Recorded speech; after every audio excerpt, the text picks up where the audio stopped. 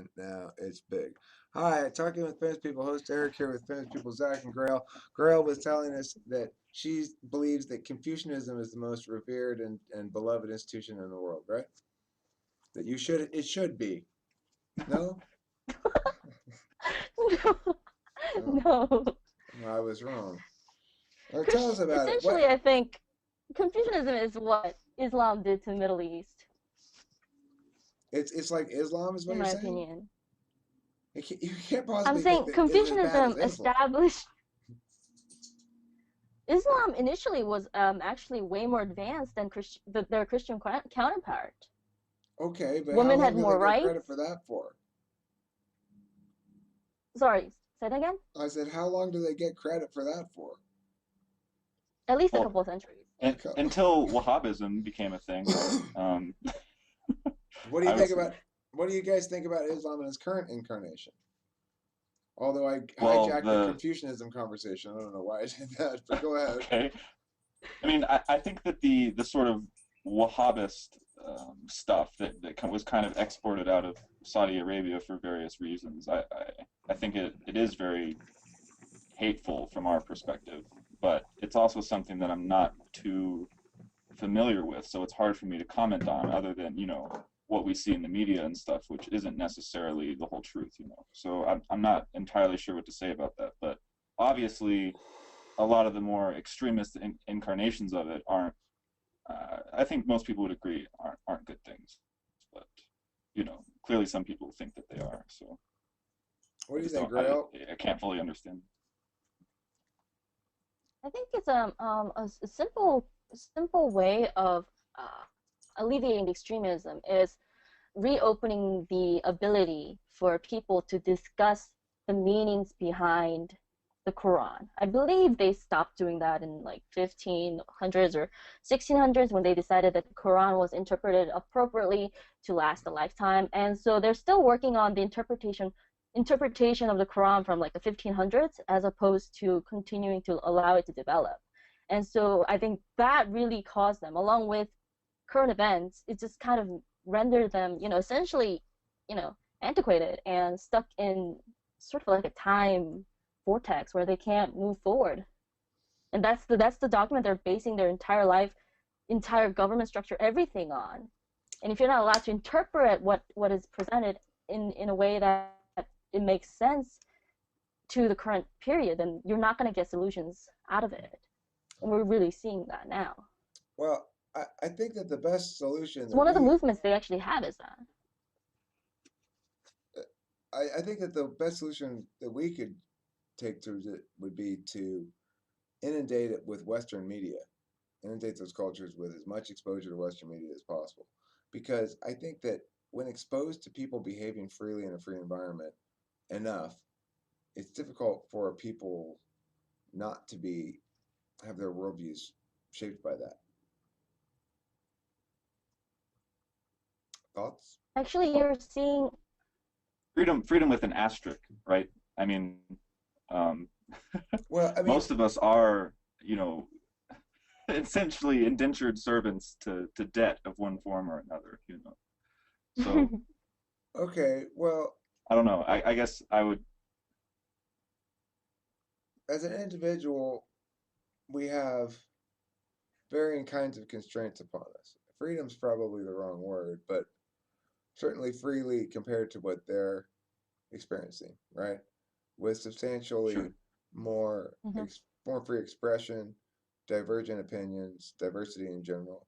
When they're exposed to a culture that in which they see other people of other worldviews interacting with one another happily and experiencing prosperity in some form or another, it's bound to shape their understanding of their own worldview. It seems to me. Yeah, and you are seeing that now. There's a movement going on in the Middle East where women are starting to refuse to wear the hijab, for example. So that is something that and I think it's very interesting that it's usually the weak or the minority that instills some sort of change, because obviously those in power don't want anything to change and they become conservative. But it is actually the women that are refusing to wear the hijab and therefore questioning these years of repression that was assumed normal and acceptable, which I think is kind of admirable and really, really scary for them. Well, yeah, from what I've seen from the region, the repercussions can be pretty serious if you aren't well supported, you know. So I the mean, risk is definitely really high. you Yes. guys are both speaking very like agreeably about it in my mind. To me, they're a bunch of fucking barbarians, and they prove that every day by oppressing half the population. We weren't nearly this polite about apartheid. Here we got the entire Muslim world participating in it practically. You know, except it's just against women instead of black people. So, why is that better? Well, I think it's a matter of development in the sense that uh, you can't really you know you have to be prosperous before you know if people are constantly under stress like these changes don't really happen in a society and that region has been under constant stress for a long time and so to some degree I guess I feel a little bit of empathy for their societal systems in the sense that they're subject to external forces and I those forces are preventing a lot of changes from happening at the rate that you know I'm that pretty you would sure you kind of can't want. feel empathy for a societal system. I'm I, pretty sure well, empathy is I beg to differ. referred to other living things, reserved for other living things. Yeah, I feel empathy for your math problem. uh, Yeah, I mean, I get it. There's reason to say, oh, that kind of turned out screwed up for them. No doubt about that. I think that but they got to figure it out, right? That's the thing. What we don't want to do is participate in rhetoric that excuses it somehow or says, if we're focusing on how we played a role in the problem, well, that should be used as evidence of why we should stay the fuck out of their affairs from now on and let them figure it out. But they do have to figure it out, and we have to hold them accountable. So if they're going to try to pull this bullshit, I don't see any reason why we should feel it's a good idea to allow uh, Muslim immigrants into the country, especially from regions where you've got highly indoctrinated people. So your Middle East Muslims. Now, if you're talking about Indonesian Muslims, it's a whole different ballgame, right? There's a degree of modernity that is attained in certain regions is not attained in others. The fact that we might treat those people from those highly militarized areas differently is perfectly reasonable to me. It seems perfectly reasonable to me. well, what do you think, Grill? Well, you do see that happening in Europe. For example, I think it's in either Norway or Sweden where they're actually providing anti-rape education services to the male refugees that arrive. Germany is actually, I think, trying to develop that because, Excuse me, why the fuck would you let somebody into your country who needs anti-rape training? because they're refugees, I believe, and the government was very open about it. A lot of people actually in those Oh, countries are also very concerned about it. I mean, Europe is a lot more liberal than it is America in right. America. Well, I mean, Uh, gosh, if one of those refugees does start doing some raping, it's not their fault. It's from the culture that they're from. It's different. We need to help them. They're and refugees. And they might start raping and everybody, but it's a different culture. Listen, yeah, if you got raped by a Scandinavian, miss, that would be wrong because he understands it's wrong. But since you got raped by a Muslim, you have to understand that's just part of their culture. We gave them anti-rape classes. So what? I mean, we fulfill our duty as the state. It's insane. It's totally insane. And if you are giving anti-rape classes to people who are coming into your country because you have a significant reason to believe they are at a higher propensity to rape people, then why the fuck are you letting them in the country?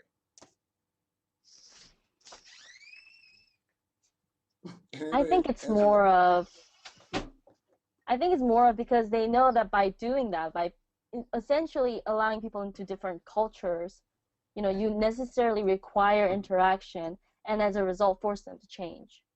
But I do agree that the Europe's policy is a little too liberal for refugees, and which is why they're struggling with it.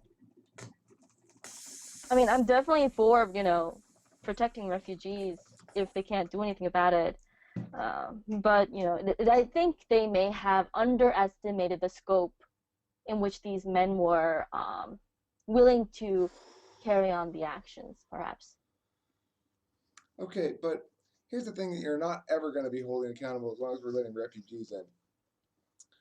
Democratic processes are anchored in some sense to an area, a location, a geography. They need to Mm-hmm. figure that shit out. If you let them just keep running away from their spot, then that spot's going to forever just be war-torn hellhole. Fence them in, all of them. Throw a whole shitload of guns in there. You guys figure this fucking thing out and come back and talk to us when you're civilized. Why not? Yeah, I've actually begun to sort of entertain that idea as well. That especially when it comes to accepting refugees, they really should limit it to, say, children and women, or if they allow, essentially able-bodied men, the baby family members. But see, that's everybody. That's everybody we just included right there. Able-bodied men I be mean, there are family single members of men. somebody, but they're still family members of somebody. Like they're somebody's No, I mean, like sisters, they would at least somebody's have to come brother. together. Well, but I don't know. I I think just there is a I think that you're right in the sense that it would be nice if there was, um, if sort of the Muslim world was a little bit more, I guess, if they had like an advocate that like, like what was for a while, what was like the Arab League was like a thing. I guess it still is, but it doesn't really seem to play a role in, it seems like there's so much infighting within the culture, that how can a stable society really develop when there is so much upheaval constantly, right? It's never being resolved, right? And things keep going in these like cycles, and there isn't any end in sight. It's not like it's not like back when we used to have wars where when you win, suddenly everyone just submits and everyone has like an authority that they all follow. That isn't really there. So I don't think your solution of just pumping a bunch of weapons in there and letting them sort it out is really going to work in the current environment, because that's what we've been doing. That's like the government policy, hasn't it? no, Funding different. no. That's not the policy. That's not the policy. We Well, send what fucking what troops in there. the We fucking send a mujahideen? whole army and all sorts of planes dropping all sorts of fucking bombs over there. Like we're just sending them guns. No, we are not. We are shooting them ourselves. We are dropping bombs on them. We're trying to contain ISIS. We're saying, no, you can't go over there. You can't fight over here. Instead, what we have to do is treat them completely like a nation. Okay, fine, you're the nation. Now act like it. Oh, wait, you mean you're doing all this other bullshit here? You're oppressing your people in this fashion? Well, then, in that case, you have no legitimacy as a government, and let's take corresponding action. But make them pick. We're letting them fucking shift ground. What the fuck are you? Are you a bunch of poor people, poor citizens being oppressed? Are you a bunch of radicals asserting yourself as a government? Are you a dictator? Are you a democracy? We don't know. But if any of this spills over on us, we're going to blow the shit out of you. So knock it off. Here's some guns. Figure it out. Better not spill onto us. I'm warning you, better not. Under a Strauss presidency, that shit's how it's going to be handled. Simple. Natural consequences only. We are not going to go over there and interfere with you at all. Here's some guns. You can buy them from us. We can profit off of it. And then we'll trade it for oil. Here, as many guns as you want for oil. You must keep them there. You have no boats, no planes. Now you guys figure this out. Somebody come deal with us as a reliable central figure. We'll deal with you. We don't have any more time for this. We got our own problems to deal with. Yeah, you people are getting fucked. That's your problem, not ours. We feel bad for you.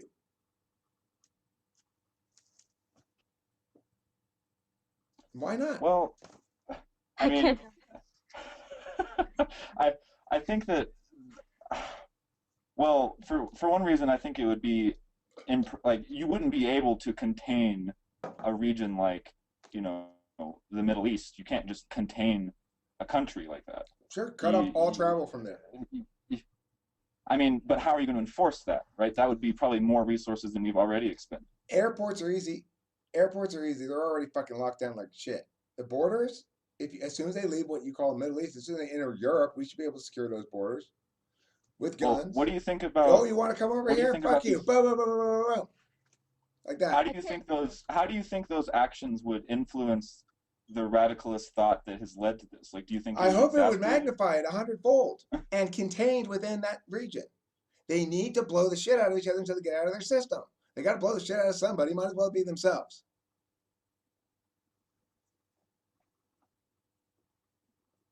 I wonder if it could lead to something like a North Korea issue, essentially. Well, first of all, North Korea, if I were South Korea, I would have already long since kicked their ass. It's ridiculous. They're not that strong. They got a bunch of fucking soldiers. They got fucking misfiring nuclear weapons and God knows what else. I mean, just fucking bomb the shit out of Pyongyang and you're done with it. But I wouldn't take that action under a Strauss administration. We're not going to get involved in that shit. If we do end up with another North Korea in the Middle East, so be it. It's better than we currently got. At least North Korea is stable. I think that I agree with you on one thing, and that the solutions have to come from within the Middle East, right? Yeah, I agree with that too. But I don't know if like I think that we, in order to really understand this, we would probably all have to go to the Middle East and see what the culture is like before we could apply it like this. I don't think that solution. I mean, it's kind of been the approach. I feel like that, No, Western governments have been funding, little small groups to try and, create I don't conflict to want to do resolve it. Like, I that. don't I really want to know. sell it to them. I don't want to fund them. I don't want to give them money. I want to spend money on it. They should spend money on the guns, and we should get the money. Bring back Cold War. That should stabilize it. I cannot see any better option than what I'm describing. At least we're not accountable for any of the deaths. We're not killing anybody unless they aggress against us. In which case, we have a clear defined border. They aggress against you and try to come across the border. Then you're perfectly reasonable because they're trespassing, violating the property rights and sovereignty of the nation. Then fine, you're perfectly justified in shooting them. Now look, the thing is, we're not accountable for any of the bloodshed. Then they're accountable for it. We're not responsible for fixing their problem. They're responsible for it. It's that simple.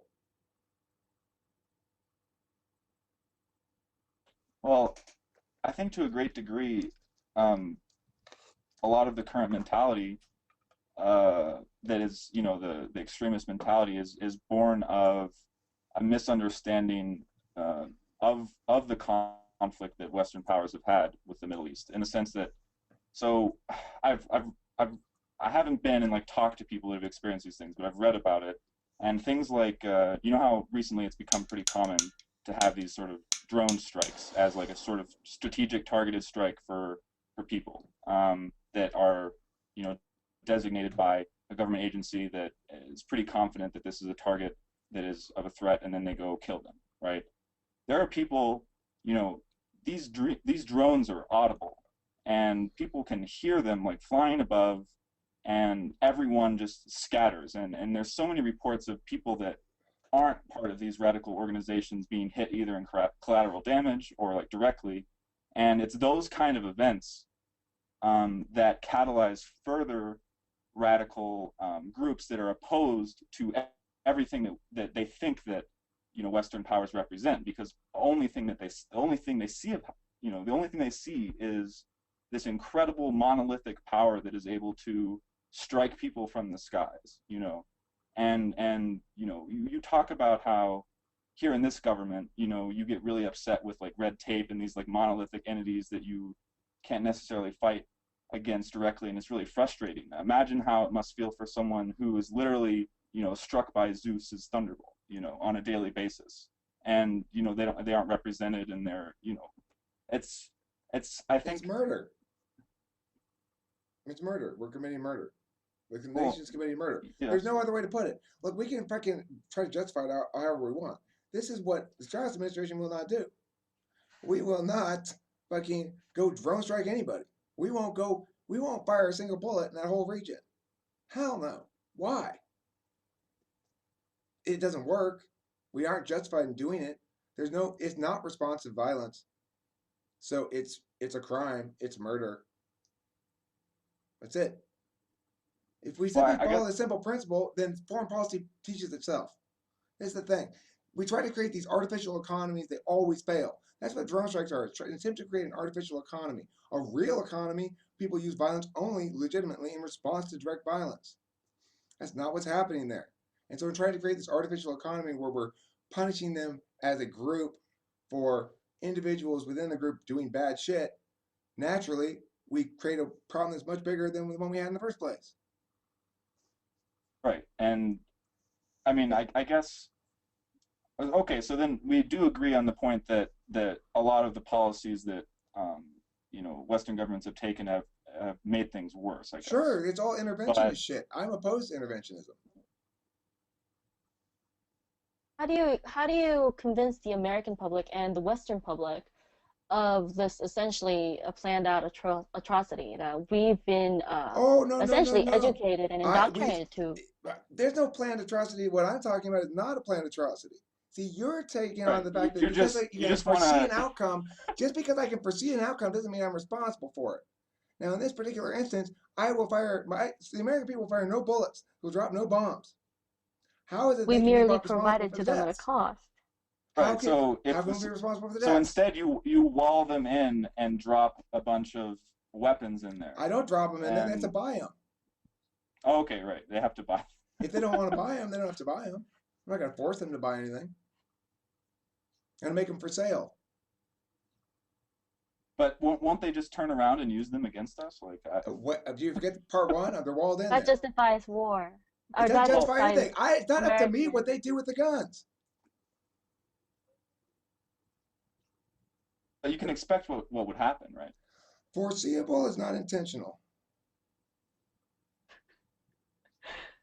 Foreseeable and an action toward it could be I think construed as intentional. They are parallel actions. The two are not related.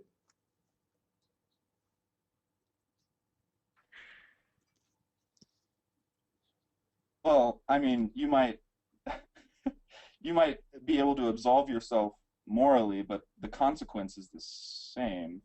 How do you So know? Why are you so certain about your predictions about why are you assuming that Muslim people can't handle guns? Americans are armed to the teeth. We don't have a civil that's not war. what I'm saying. I'm thinking that because there are already so many militarized groups that environment would probably just escalate. Well, I mean, if there's so many militarized groups, better keep them there. We don't want them getting out into So our let's area. say, okay, so let's say we implement this Hunger Games in the Middle East, That's and up to them, not me. one becomes triumphant. Which one becomes triumphant? I don't care. Would we be ready to handle this one winner? Would the Couldn't Western countries? be any worse than the status quo. And their worst incarnation of Islam is already in power in the Saudi Arabia, which is supposedly our ally. So I mean, what the fuck? Who cares? I'm kind of under the impression that we've been in a proxy war with Saudi Arabia this whole time, but I Well, don't know. That's just a suspicion. a proxy war. We're not shooting at them. Who do you think we're arming or helping? We keep arming everybody out there. Okay, but that's the problem. Is we're arming them. They need to come buy those guns. Then it's their responsibility. If we're giving them the guns with the intent of them trying to cause problems with them, that's a whole different ballgame. You have to think about there's a simple set of moral calculus here that we can apply. It tells us what we ought to do and what we ought not to do. And so what we need to do is make sure that we are not morally culpable for any of the deaths. At the same time, we might as well profit for it because that's good. Making money is good. Creating wealth is good. It creates prosperity. And second of all, and third of all, then it presents them with a real situation where they have to actually be responsible for their own outcomes. And they can't blame us. We're not going to do anything.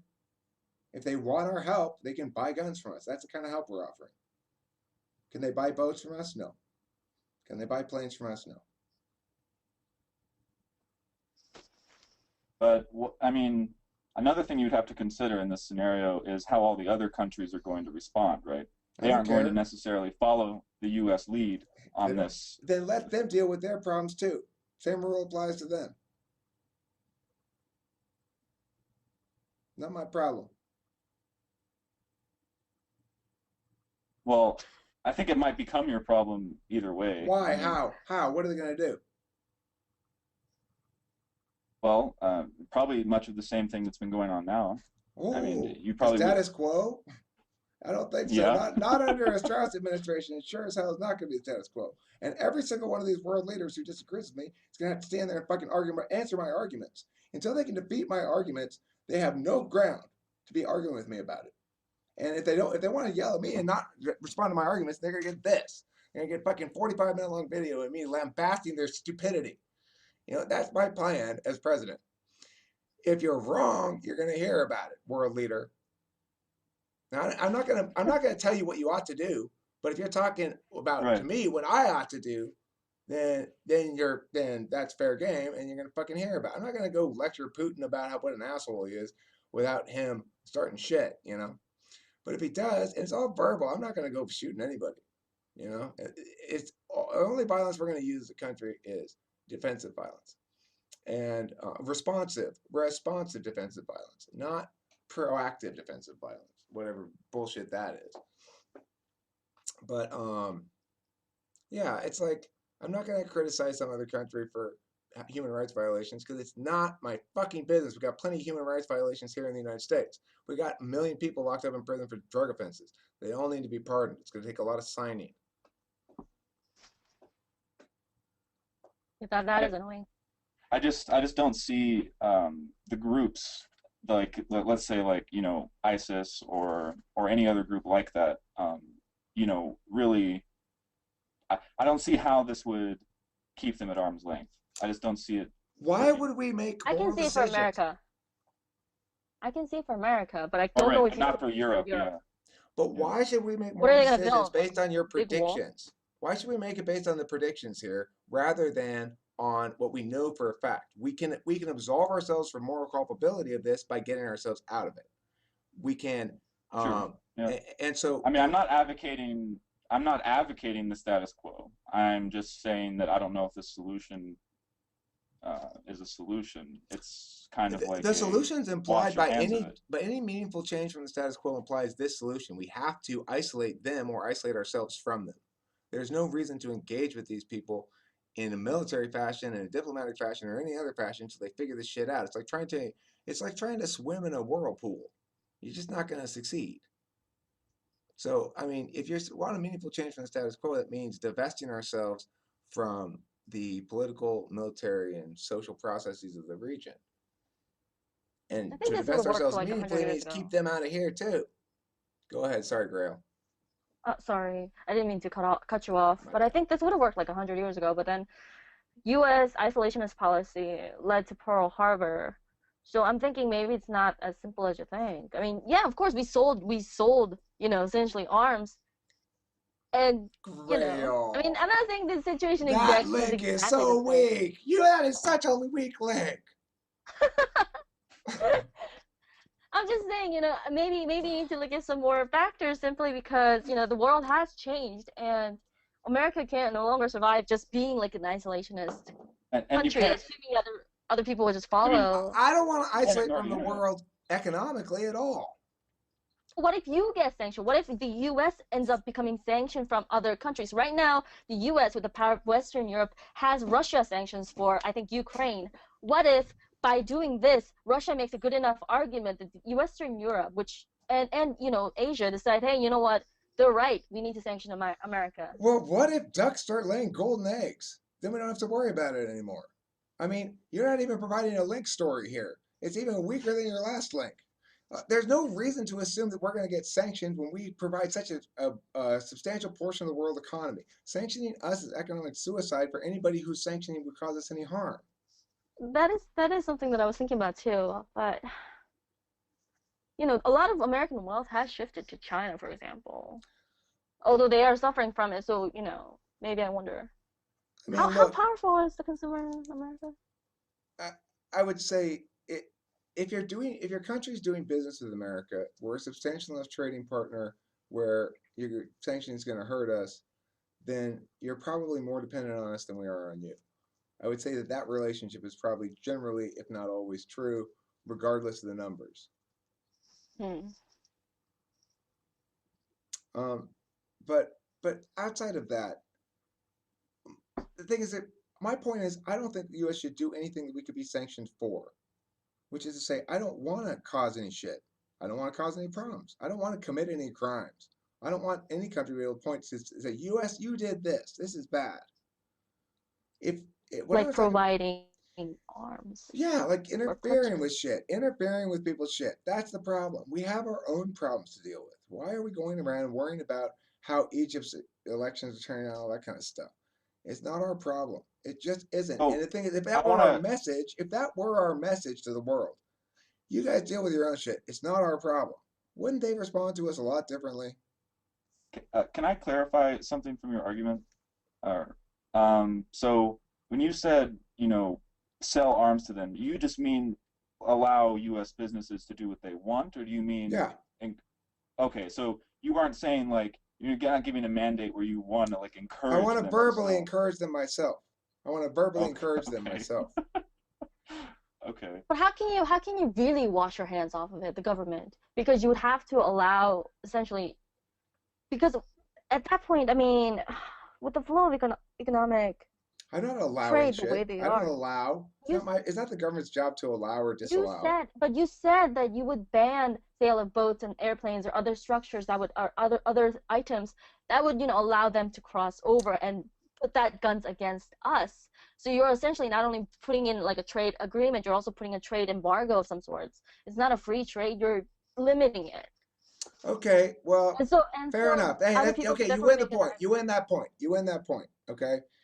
I will concede that it is the government's reasonable scope. The federal government is reasonable to think that they're in charge of of making rules about international commerce. I don't, the interstate commerce thing has been abused to death, so it annoys me. But international commerce, fine. I'll concede that on the federal government's authority. And I will say that yes, under that authority, I'm going to make that distinction for national security reasons, and I think it's legitimate. I guess I'm having trouble because how can you make a national security argument when you're I mean, it just seems like the only if something happens, it's going to happen is that you provide the guns, you provide the weapons, and you're saying we're going to make it sufficient enough, we're going to make it so effective that they're going to bomb themselves and kill themselves and get this sorted out.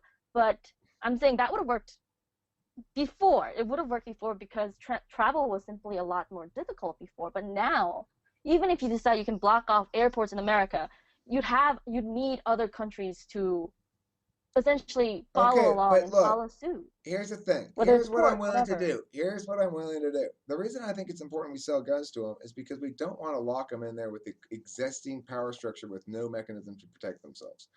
So what I mean by that is let's set up small militarized border regions that are open air gun bazaars that are patrolled very heavily by U.S. military that allows people to go buy guns there. Okay, and the reason I think we should let them buy guns is if I'm a refugee and I'm coming out, I would say I need to get out of here. It's crazy in there. Say, well, you can't get out, but you can buy some of these guns. And if you don't have the money, we're willing to sell it to you on a long-term loan, like a student loan kind of a thing. If you die, you don't have to pay it. But listen, we are going to eventually retrieve the monies from this process of you stealing these guns from us, basically. Uh, we'll retrieve it eventually. Once you guys figure this out, we'll get it from the next government. We're keeping track, okay? Because those companies are going to get this money from the government now. We're going to have to reimburse the government because we're not going to be going into debt on this shit. So we are going to get this money back from the next government. But if you need a free gun to protect yourself and you're a refugee who wants to get out, you can get one on long-term loan. If you can pay it back yourself, then we'll take it off of the thing. the list. That's a very unstable business plan, and I don't know any arms weapons dealer that's willing to go with that. The U.S. is going. I said the government would pay the arms dealer, and the government would retrieve the money from the ensuing government. So this is one So where how I'm are you willing to gonna? spend a little bit of government money on speculation that we're going to be able to get it back from the next government. I'd say my prediction that that's going to happen is just likely as any of your predictions about what's going to happen. This is the problem. I can predict with 100% degree certainty that we will not be morally culpable for whatever happens. You cannot predict with 100% degree certainty the outcomes upon which you justify taking 100% degree certainty in causing moral problems, which is the other alternative. Mm. I guess the concern is more like from like, okay, so you're thinking about as far as absolving the country morally, perhaps, but I guess it seems like our concerns are more about the consequences of the actions, like from like a defense of the nation kind of point of view. And Right, like if you were going to go ahead, sorry. Oh, well, I was just saying that, like, I don't know if that would be really in the long-term interests of, you know, the sort of the world power structure, right? Because right now, if we were arguing from the point of view of the U.S. government, I don't think that they would like this idea because they'd be sacrificing a lot of global control by doing something like this, also. And I don't know, it's tricky, right? Hedge. Are you arguing U.S. hegemony?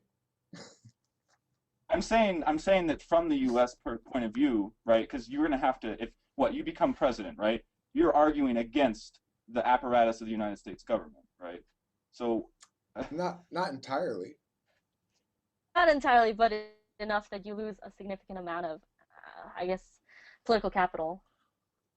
I would hope that it cost everybody a significant amount of political authority back to something closer to their constitutional constraints. Right. So I guess in order to make this actually happen, though, a prerequisite might be dismantling a lot of government agencies that deal with foreign affairs, right? Because they're not going to just... Yeah, this needs to go. We don't need this. And you get assassinated like your first week of office, right? I'll go around like a suit of plate mail with a helmet. Yeah, you're arguing U.S. hegemony, which I've always thought is an extremely silly argument. Well, we'll lose respect around the world and other countries. Well, I'm not saying that like I think that that's super important. What I'm saying is that in the implementation of this plan, it seems like there's a lot of roadblocks too along the way.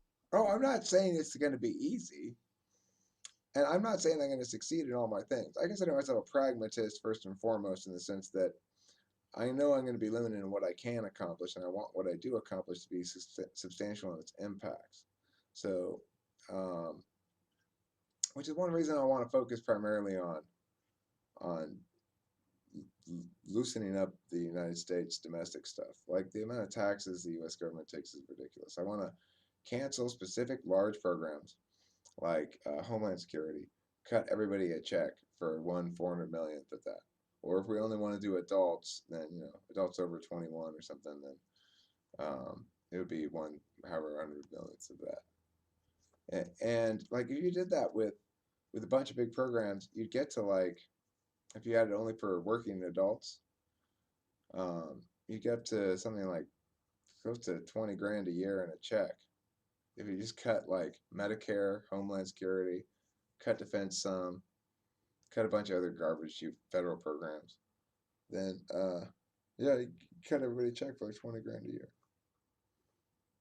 Which would you rather have? I mean, well, I mean, having money is nice in this current system that we have, but well, now that we're talking about economics a little bit, something that's kind of a trend recently is like, we ever since the Industrial Revolution, I mean, and maybe since the beginning of human history, like resources have become more and more abundant, and we're approaching a point where with technologies like 3D printing and other things, that manufacturing could be completely decentralized, you know, or maybe not completely, but to a great extent. And if you reach a point where, you know, we have this, you know, one of the foundations of economics is this whole, you know, supply and demand, uh, you know, system, but what happens when supply becomes practically infinite, right? It's almost like value has no money. Or sorry, money has no value, right? And so I don't know, like it seems like more and more that solutions in the future are going to have to involve things that, like, we can't just keep, we won't be able to produce our way out of economic problems, right? Like I don't think that we can just give money to people and that'll somehow, you know, solve the problems, because we have things like, you know, in combination with the decentralization of manufacturing, we also have increased automation, and so there's less and less like stuff for people to even do, right? And, you know, our systems are becoming so efficient that most of us probably don't need to work, but we still do because of this system of money that we have, right? I mean, what do you mean by infinite resource? so what I mean is, like, um, let's say like for things like your dishes, or like things in the house that are simple objects. This is a simple example. You could easily have a device, you know, it's feasible with current technology to have a device that allows you to manufacture these things, and then when you're done with them, melt them down and then recast them at like almost no cost, like pennies. That is kind of what I mean. So it's a tendency towards infinite resources. You don't ever reach it, obviously, but it's the idea that the whole, you know, economics of supply and demand start to become more and more like, well, you know, it doesn't really cost anything to get these goods. And you see the beginning of this with like online, like digitally reproduced goods, right? It costs very little money to reproduce a song or a video or anything like that.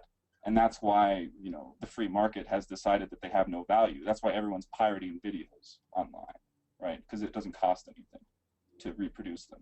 And that's kind of what I mean. So if you take that phenomena and apply it to, um, you know, actual physical goods, that you would see that same effect, I would think.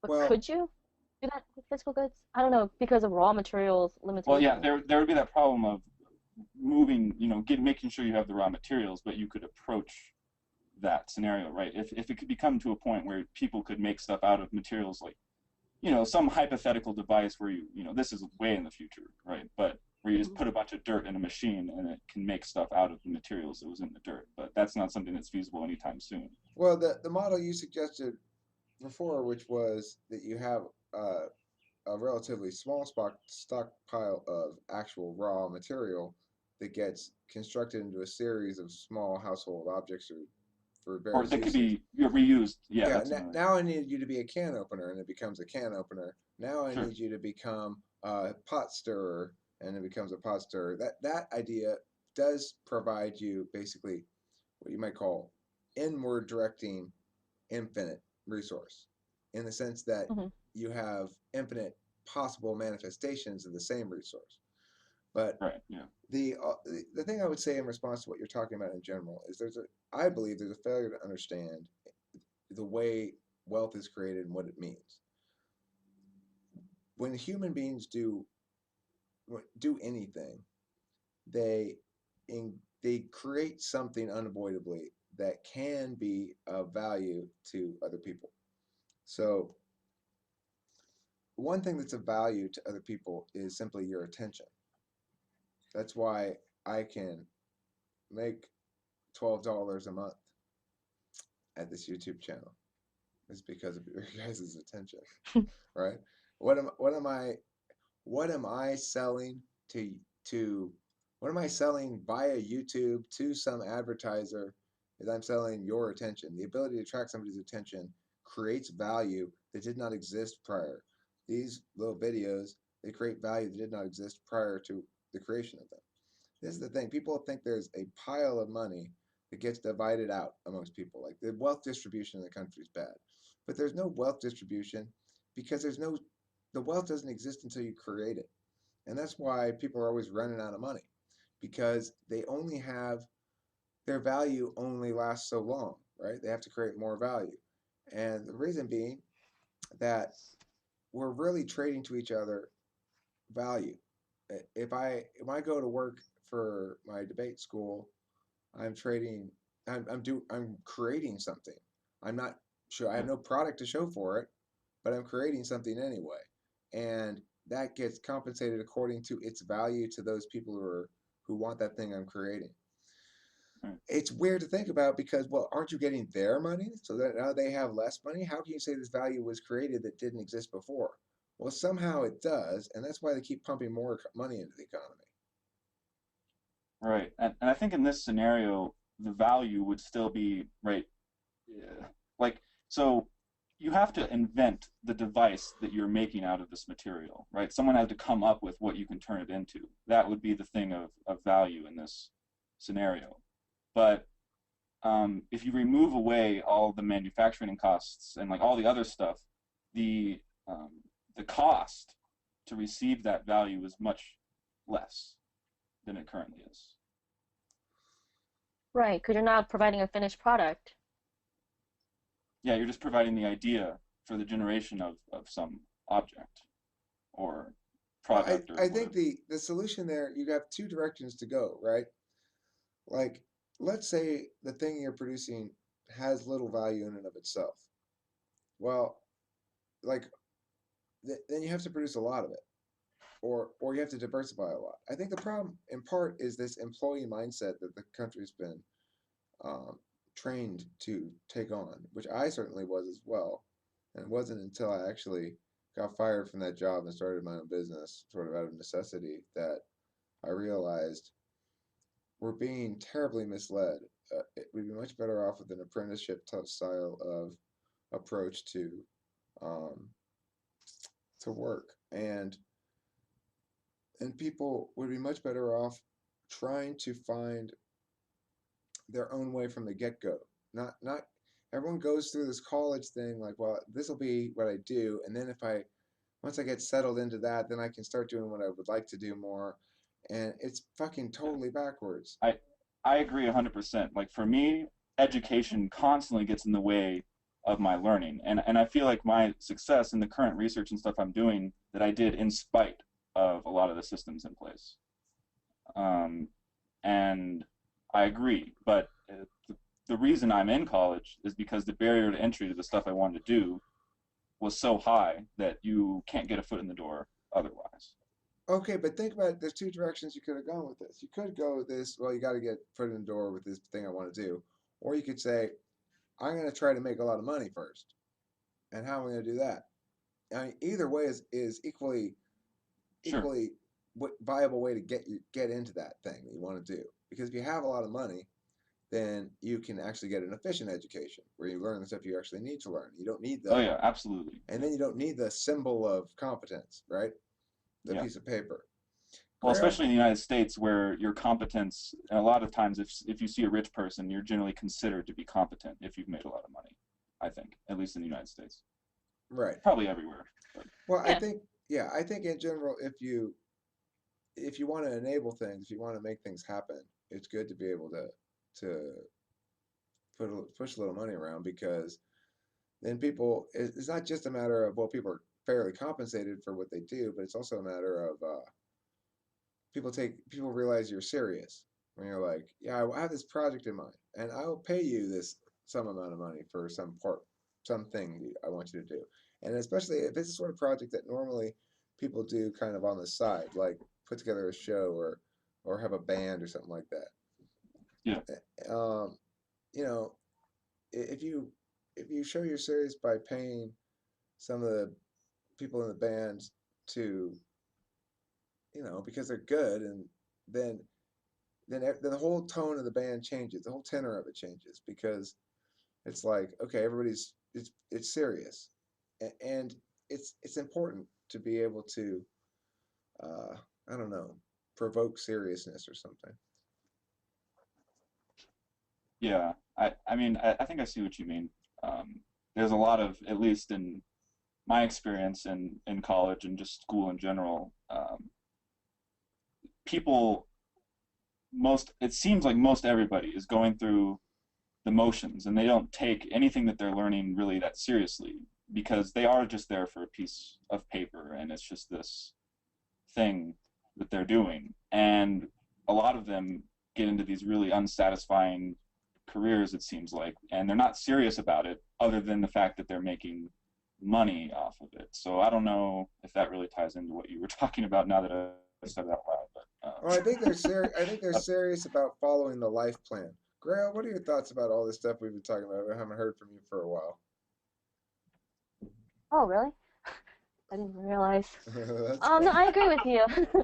No, because I agree with you. Like I've been actually doing a lot of research on this too, the production of value and thinking about traditional education and all that. And but the thing is, obviously, I think the system is geared mostly for types that want like stability and a place to go to every day, get their job done, get paid, and come back.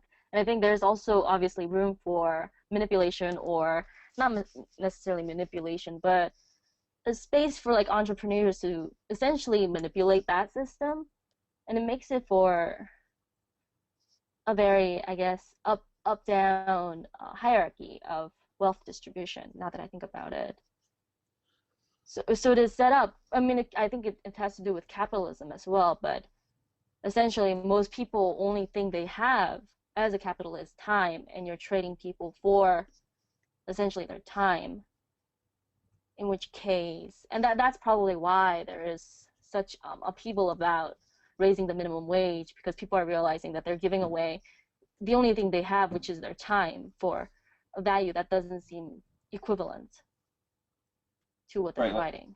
yeah, like how many office jobs you know of where people aren't really creating anything of value most of the time, and they're just sitting there to clock in their hours? That's like, I feel like the vast majority of jobs that are available and what people do is these really, you know, going through the motions of what our society has set up.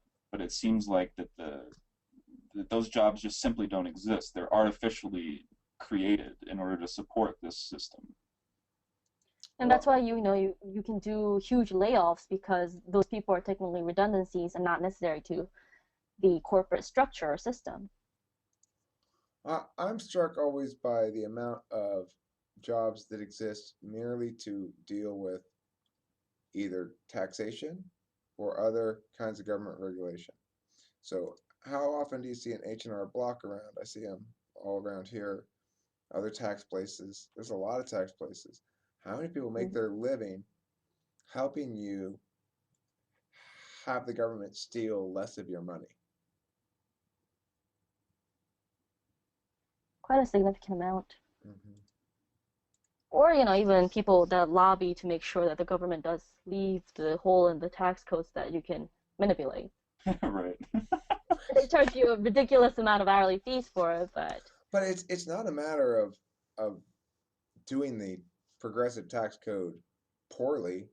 It's inherent. It's an emergent disaster is an emergent function of the notion of a progressive tax code. It's unavoidably disastrous. Why do you think that? Well, for one thing, it punishes the creation of wealth. It says because you created more wealth, we're going to take more from you, which is fundamentally unjust. There's no claim. There's no constraining principle. If you're going to have a taxation policy, it needs to be constrained by some principle. And one such principle is equal work for equal pay. It's one that almost everybody can agree on. Equal work for equal pay is a fair principle that somebody who does the same job and produces as much value should get paid as much. In the current system, that's not the case. If I work 40 hours and you decide you have it easier. You've got various things going on in your life that make you kind of minimalist. You have low needs. Well, whereas Joe here got a new girlfriend and he needs to take her out and she's expensive. And he works 40 hours and you work 20 hours. Well, you should get half as much money. It's only fair, right? But that's not how it works out. The 40-hour guy gets less than twice as much money. Why? Because of the progressive income tax. Is that fair? No. Should Bob, the guy who works 20 hours, get part of Joe's money? Because it's not fair. Because Joe got more money, got twice as much money than me. Well, he worked twice as much, you fucking idiot. I mean, it violates that core principle of justice. So that's one reason why progressive tax is bad. But another is because the progressive tax unavoidably ends up in a tax code. If you just say, you start down the road and you can see how disastrous it gets in 5 steps. You start down it, go, okay, we're going to make it so rich people will have to pay a little bit more than poor people. Okay, well, where's the cutoff line? Oh, well, let's make it $40,000 a year. Okay, but Joe makes 40 and Bob makes 40 and Bob has a wife and 2 kids. Okay, well, let's make some sort of exception for dependents. Okay, but Bob's wife works on the side actually as a stripper, and she gets a lot of money in tips. And even though she only makes almost nothing in hourly wages, she uh, she actually makes more than Bob does. Okay, well then we have to account for that. So let's have a special section for tips. Oh, but Joe actually has a retarded sister who he's taking care of, and he has to support her. And so why shouldn't he get some sort? Okay, let's have a special exemption for her too. Oh, but that's not fair that we should tax food. Well, it's like you can see how disastrous it becomes. The only sensible system is a flat tax. Period. There shouldn't be any income tax at all, or property tax. Sales tax, fine. I'll take that. It's a tax on a behavior. Something I've thought of is more and more with the interconnectivity of the internet that it seems like we might be able to self-organize some sort of system that is more robust than this sort of hierarchical governmental system, and one in which you might not need taxes, but you could just, to provide the basic services, you would just rely on altruism. And if there's enough rich people on the internet connected that would be willing to provide some of these services, that there might be some sort of way to set up a thing like that that doesn't involve this sort of, right? Because any kind of tax code or like taxes at all requires them to be enforced by, somebody that's coming in and forcing people to pay them one way or another. Like if you're paying on the income tax, like you're forcing all the businesses to then, or sorry, if it's on just in the sales tax, you're forcing all the businesses, right? There's some use of like, there's an inherent inefficiency there because you need to have this enforcement in order to get it done, and it's totally extrinsic. There's no intrinsic motivation for taxes. It doesn't feel like, because the services you receive are so far removed from where you pay in. You don't see the immediate results. It just seems. Well, I mean, I agree with you about taxation, but I am saying again that I'm a pragmatist. That if I'm going to keep some kind of taxation, I think sales tax is more sensible than other kind of taxes, for the following reason. One, it's an avoidable tax. It depends how much you consume. Two, instead of punishing rich people for creating wealth, it, in theory, punishes them from spending wealth, but in practice, it doesn't really have any impact on your purchasing behavior because it becomes second nature to pay a sales tax. Lastly, it's progressive in the sense that poor people are going to pay less in taxes because they buy less stuff.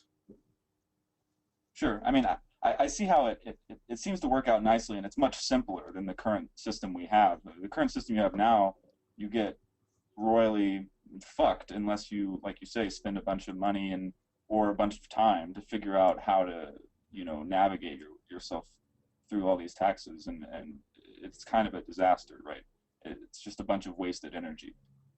But so in that sense, I think I agree with you. But I'm just trying to think of possible problems. And that's what I like to do. Anytime I hear something, I try and think about all the ways it could go wrong. So sales tax is definitely not perfect. It is coercive. I agree. It is extrinsically motivated. It's not a naturally occurring economy, right? And you would like for somehow. Basically, the internet has managed to structure its own economy and its own policing, its own security, and that's great. But in the world of space objects, it's a little more difficult to imagine us sort of manifesting roads as a group without a central uh, dictating force. Right. The technology is not at a point where you wouldn't have to. You need to mobilize so much to get that done. Yeah, I see what you're saying. What about international transactions? How will it tax that? Or even interstate transactions?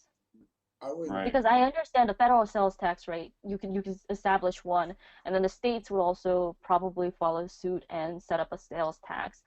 And then what if in the day where you can buy products from other countries? How do you tax that? How do you enforce that? I would say, yeah, it's a good question.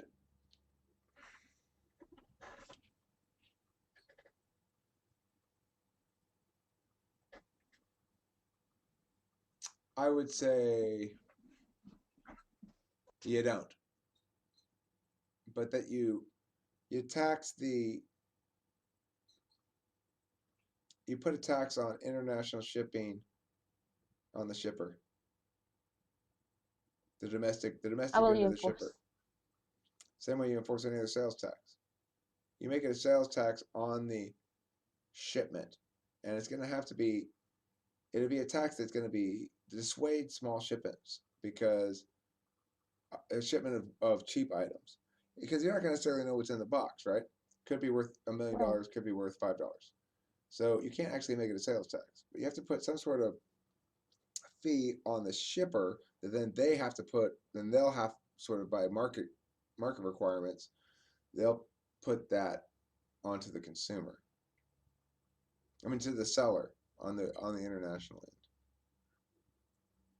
I just can't help but see like the impossibility of enforcing that. I mean, end. I mean, it's a in a simple. foreign country. Why? No, I mean you tax them here. You tax the shipper when the shipments come in.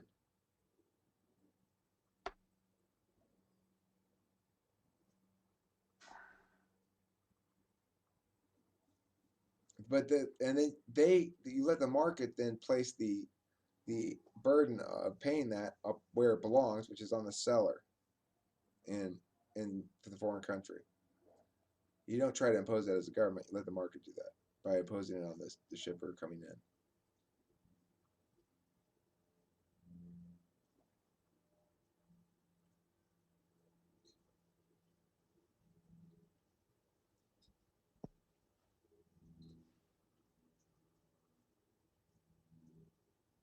What do you think? Hmm.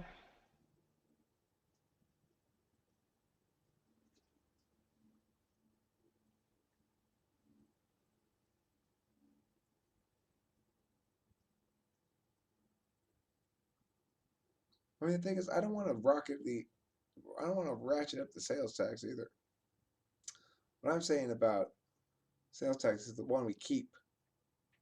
The federal government should be constrained to what it's supposed to be doing, in which case it needs almost no money. It should get its taxes the way it was originally intended to get its taxes, from the states, not from the people directly. We need to repeal the 13th Amendment forthwith because it feeds the beast, and that's why we have such a disastrous cancer upon our economy. Wait. Explain why you want to repeal the 13th Amendment.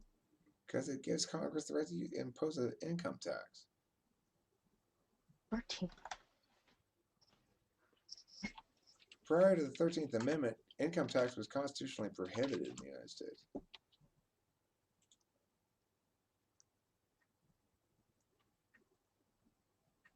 I thought the 13th Amendment was the slavery one, right? Am I That talking? did abolish slavery. Oh, Is it, but so you, is it the 12th, I mean, maybe? I think it's the 13th. you might want to be It's careful, not yeah. 13. It's really not 13. 13 has to do with slavery. All right, let me Yeah, find which I one think, it is. It might be the 12th. yeah, because I was wondering, there was a video where you were upset and you said, the 13th Amendment, don't you know they're dooming us all to slavery? And you were kind of emotional in your car or whatever. And it really confused me because That's I was like, funny. that's, you're abolished the thing that, Right. Yeah. That's great. I used that metaphor with that with that mistake. Yeah, allowed you might want to income tax. make an amendment video. I should. I should put. I'll put a notation. I'll put a Yeah, notation. because otherwise people are going to think that somehow you think that Oh, it's the by 16th Amendment. It's the 16th Amendment in okay. 1913. It's in 1913. It's the 16th Amendment. I knew there was a 13 in there somewhere.